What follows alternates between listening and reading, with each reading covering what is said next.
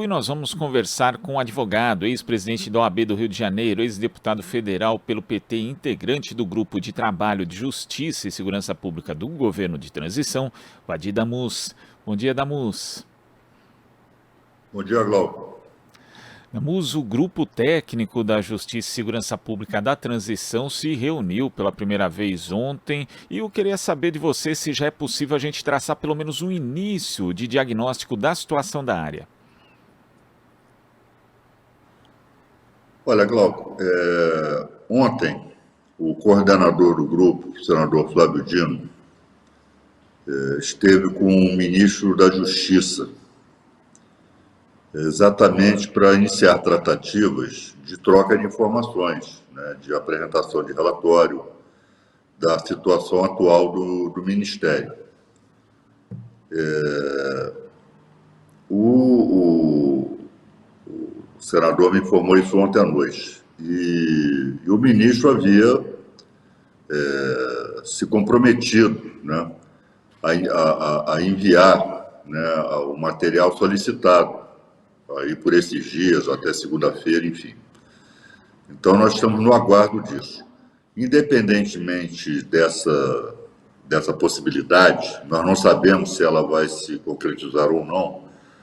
Houve a reunião, né, de alguns dos integrantes do grupo na manhã de ontem, lá no CCBB, e se definiu uma linha, né, de eleger alguns temas. Ao total foram 17 temas ligados à área de justiça e segurança pública, e esses temas serão enfrentados e serão depois desenhados em um relatório, né, individual, a partir da iniciativa individual, da responsabilidade de cada um dos integrantes. Ao total, se não me engano, 17 temas, né?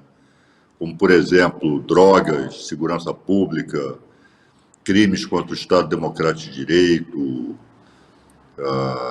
sistema penitenciário, enfim, uma série de temas ligados à área e cada um deles será objeto, né, de um relatório, né? Então, foi o que basicamente se definiu na manhã de ontem. A próxima reunião vai acontecer na quarta-feira, pela Agora, parte da manhã, se não me engano, 10 horas. próxima quarta. E o coordenador da equipe, o senador eleito Flávio Dino, Damus, ele falou a respeito da questão dos armamentos, né, que inclusive tem sido central, foi central no atual governo.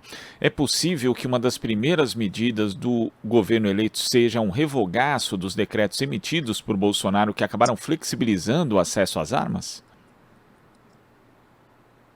Olha, Glauco, o presidente Lula, assim como todos nós, já se posicionou sobre esse assunto, né? Nós temos uma posição contrária a essa política que Bolsonaro desenvolveu aqui ao longo dos 4 anos, né, de incentivar armamento, de flexibilizar normas, né, que restringiam o uso de armas, né? Então, provavelmente, nós não podemos falar em nome do presidente Lula, mas provavelmente essa questão das armas será, que virou decreto, né, será uma das primeiras medidas no sentido de anular esse decreto, de revogar esse decreto, né? Agora, é claro que essa decisão caberá ao presidente Lula, mas provavelmente será uma questão central, né, nessa política, né, que o governo Lula com certeza vai iniciar, né, de desarmamento, de monitoramento desses CACs, né? Nós já vimos aí o que significa armar a população, né? Na verdade, estava se armando delinquentes, né, do tipo Roberto Jefferson. Pessoas com 4 fuzis em casa, né? Aumento da violência, enfim, né? Então, tudo isso vai ser enfrentado e provavelmente esses decretos aí armamentistas vão ser revogados. E ainda falando da área, damos uma preocupação grande hoje se dá em relação à Polícia Federal, que teve seu diretor-geral, inclusive, trocado 4 vezes na gestão Bolsonaro, e também em relação à Polícia Rodoviária Federal, que também teve uma atuação, para a gente dizer o mínimo, para lá de questionável no dia da eleição, e também diversos atos de cunho golpista que fecharam as estradas pelo Brasil. Já existe um planejamento sobre o que fazer com essas duas corporações, Damus? Glauco, isso vai ser objeto também, né, dos nossos debates, né, de produção de relatórios. Né. Agora, uma coisa eu posso afirmar, ainda que genericamente, né, ainda que de uma forma um tanto vaga, essas polícias, todas as polícias vão ter que ser reordenadas, né, no sentido da sua adequação ao Estado Democrático de Direito, do respeito à lei, de obediência às normas constitucionais. Né. O que, sobretudo, a Polícia Rodoviária fez e deixou de fazer é algo, exemplifica, né, o que foi o comportamento desse segmento das polícias sob o governo Bolsonaro. Né. Então, deixaram, pelo menos a Polícia Rodoviária Federal, deixou de ser uma polícia do Estado brasileiro para ser uma polícia de Bolsonaro, uma polícia de governo. O comportamento durante o processo eleitoral, sobretudo no dia da eleição, né, em que fizeram aquelas blitz, né, completamente fora da normalidade, né, sobretudo nos estados do Nordeste. Aumentaram os efetivos, dificultaram a ida do povo às urnas. Né, e no dia seguinte, com aqueles protestos, né, dos ditos inconformados com o resultado eleitoral, com aquelas manifestações criminosas, né, de delinquentes bloqueando as estradas, com a conivência da Polícia Rodoviária Federal. Né. Então, eu acho que, é uma opinião particular, esse saneamento deve começar até pelo próprio atual diretor-geral da Polícia Federal, cujo afastamento está sendo pedido, né, pelo Ministério Público Federal. Esse sujeito tem que ser processado disciplinarmente, se for o caso, criminalmente, e a Polícia Rodoviária Federal vai ter que ser enquadrada no sentido das normas do Estado Democrático de Direito, como deve ser qualquer órgão público. Né. Eles não podem funcionar como jagunços, como polícia política, né, como funcionaram aí no período Bolsonaro. Sem citar aquele exemplo trágico, né, do assassinato daquele cidadão, né, o Genivaldo, lá no Sergipe, né, que foi assassinado por 3 agentes da Polícia Rodoviária Federal. E esse exemplo da Polícia Rodoviária Federal é bastante ilustrativo no sentido de mostrar como o Estado brasileiro acabou sendo em parte aparelhado. E você já falou numa entrevista, Damus, da necessidade de uma desbolsonarização da máquina pública. Nesse sentido, qual que deve ser o papel não só do novo governo eleito, mas também do sistema de justiça, de uma forma geral, para efetivar essa desbolsonarização? Olha, Glauco, eu até dialogando com meu querido amigo, né, deputado Paulo Pimenta, e eu desenhei esse exemplo, né? E é claro que se deve guardar todas as proporções, né, em relação ao que eu vou falar, mas é apenas para facilitar o raciocínio, né, e mostrar o gigantismo da nossa tarefa. Todos nós sabemos, que estudamos um pouquinho de história, o processo pelo qual a Alemanha passou, né, no pós-guerra. Né, derrotada na guerra, a Alemanha iniciou um processo interno que se convencionou chamar de desnazificação. E acho que aqui no Brasil nós, similarmente, repito, guardadas as devidas proporções, né, não quero aqui, o que aconteceu na Alemanha foi um verdadeiro holocausto, enfim, né, mas o que nós vemos na sociedade brasileira hoje? Né? Um processo de irracionalidade, né? De banalização de determinadas condutas, né? Condutas geradas pelo ódio, pela intolerância, pela defesa de princípios e direitos contrários ao processo civilizador, contrários à lei, contrários à Constituição. Nunca o racismo foi tão forte aqui no nosso país, né? A homofobia, o machismo, a violência, a intolerância política, né? Tudo isso em nome de uma suposta liberdade de expressão. Então, isso é um aspecto, inclusive, cultural, né? Que vai ter que ser enfrentado. Agora, afora isso, há condutas, são condutas criminosas que têm que ser enfrentadas, né? Na forma da lei. Nós não podemos deixar essa questão a cargo de uma espécie de xerife, né? E digo isso sem qualquer tipo de ironia, de menoscabo, pelo contrário, mas deixar isso a encargo do ministro Alexandre Moraes. O ministro Alexandre Moraes está atuando dessa forma pela anarquia que o bolsonarismo inaugurou na máquina pública.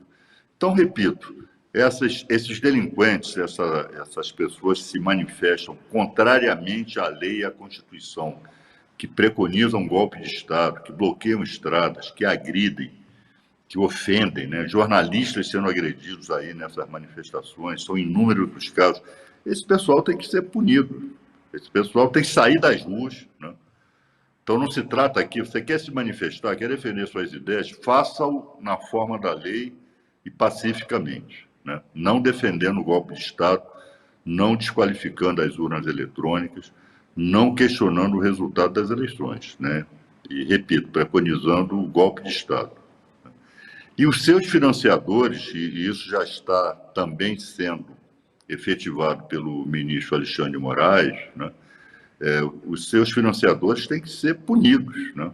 Já começou, o ministro Alexandre já mandou bloquear a conta aí de, sei lá, parece de 50 empresas que são financiadoras dessas manifestações antidemocráticas, né? Ilegais.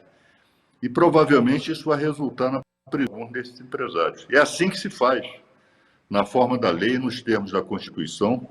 Então, nós temos que enfrentar esse processo de desbolsonarização. Eu não aceito essa ideia de que agora é olhar para frente, o que passou, passou. Não é verdade. Primeiro, que não passou, né?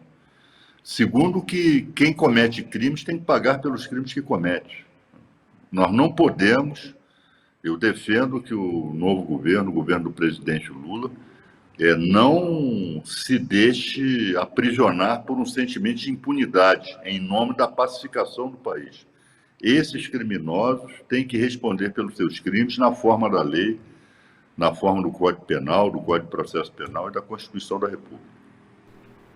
E Damus, falando de algo que obviamente não está no escopo da equipe de transição, mas eu queria ouvir a sua avaliação.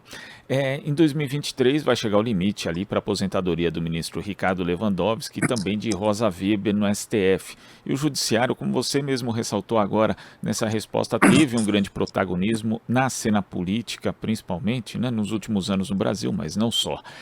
Na sua análise, qual que deve ser o perfil das pessoas indicadas para esses dois cargos que vão vagar em 2023, Damus? Olha, Glauco, se fosse para responder em 2 segundos, eu diria que os perfis desses futuros indicados, desses futuros ministros, sejam os perfis desenhados na Constituição. Notável saber jurídico, né? Ilibada reputação e idade superior a 35 anos. É claro que isso tem que ser complementado, né? Acho que o perfil adequado, né, de qualquer magistrado, mas sobretudo de magistrado da Suprema Corte Brasileira, deve partir do entendimento que a função de um magistrado ela tem uma dimensão contramajoritária. O que eu estou querendo dizer com isso? Nós não podemos aceitar, como num determinado momento, alguns integrantes do próprio Supremo Tribunal Federal, na sua composição atual, alguns anos atrás, sobretudo no auge do período da Lava Jato, defendiam ouvir as ruas, né? As ruas aí estão falando, e eles estão sendo vítimas do que as ruas estão falando, né? Sendo agredidos, sendo ofendidos, sendo hostilizados. O exemplo mais recente é o que aconteceu agora lá em Nova York, né? Então, o juiz ele tem que dar satisfações à lei, ele não tem que dar satisfações a clamores aqui e ali. O juiz não é eleito, né? O juiz ele desempenha funções que muitas vezes no cumprimento da lei, no cumprimento da Constituição, não agrada a significativos segmentos populares. E o juiz tem que enfrentar isso, não tem que ser conivente com clamores do tipo que nós estamos vendo hoje aí nas ruas, do tipo que nós vimos à época da Lava Jato. Então, acho que esse é o perfil, não é? Além daquele que é desenhado normativamente na Constituição, mas é o perfil de qualquer magistrado, né? O magistrado tem que entender que, muitas vezes, ele tem uma missão contra-majoritária. A sua decisão, né? A decisão judicial, muitas vezes, não vai agradar a significativos segmentos populacionais. O juiz não deve estar preocupado com isso. A sua preocupação é em cumprir a lei, é em cumprir a Constituição. É esse o perfil que eu defendo, né? E não poderia ser diferente para qualquer pretendente ao cargo de magistratura aqui no Brasil, sobretudo, né, quando se fala de Supremo Tribunal Federal. Damus, para a gente concluir, você falou de uma reunião na semana que vem da equipe de transição. Já existe dentro desse cronograma uma previsão de um relatório que mostre o diagnóstico da área de Justiça e Segurança Pública e também de possíveis indicações de medidas e dos principais desafios nesses 17 temas que você listou? Olha, Glauco, como eu te disse aqui no início, nós estamos buscando, junto ao atual Ministério da Justiça, elementos para a confecção de um diagnóstico, né? Que vai ser muito importante para que nós possamos propor medidas. Eu repito, não sei se isso vai acontecer, pelas circunstâncias em que essa transição está se dando, né? Nós temos um governo aí que é hostil, né? Um governo antidemocrático, um governo descompromissado com a sociedade brasileira, com o povo brasileiro, com o Estado brasileiro, enfim. Mas esperamos que o atual ministro, né, Anderson Torres, cumpra aquilo com que se comprometeu com o senador Flávio Dino. De posse desses elementos, se nos forem cedidos, nós teremos a condição, né, de elaborar diagnósticos e propor medidas, sobretudo para os primeiros 100 dias de governo, que é aquilo, aliás, que está disposto na lei, né, que trata da transição de governos aqui no Brasil. Vamos ver aí na próxima semana, no início, né, na segunda-feira, se esse material vai nos ser fornecido, né, para que nós possamos iniciar os nossos trabalhos, né, que já estão tanto atrasados, levando em consideração, inclusive, temos aí Copa do Mundo, etc. Nós vamos ter que correr contra o tempo para fixar um diagnóstico e, a partir daí, elaborar medidas aí para os primeiros 100 dias de governo. É a nossa intenção. Vamos ver quando a semana se iniciar na segunda-feira, se já estaremos de posse desses elementos. Caso contrário, nós vamos fazer o que devemos fazer com as informações que temos, né? E vamos elaborar aí os nossos relatórios, enfim. Porque temos a consciência de que o setor de justiça e segurança pública vai ter um papel fundamental naquilo que eu estou chamando aí de desbolsonarização da sociedade, né, e do Estado brasileiro. Damus, queria agradecer a sua participação aqui no Jornal Brasil Atual de hoje e bom trabalho na transição. Até a próxima. Eu que agradeço. Forte abraço, Glauco, e aos nossos telespectadores e ouvintes aí. Bom dia aí para todo mundo. Bom dia. Conversamos aqui com o advogado, ex-presidente da OAB do Rio de Janeiro, ex-deputado federal integrante do Grupo de Trabalho de Justiça e Segurança Pública do Governo de Transição, Vadi Damus. Estamos apresentando Jornal Brasil Atual. As notícias que os outros não dão.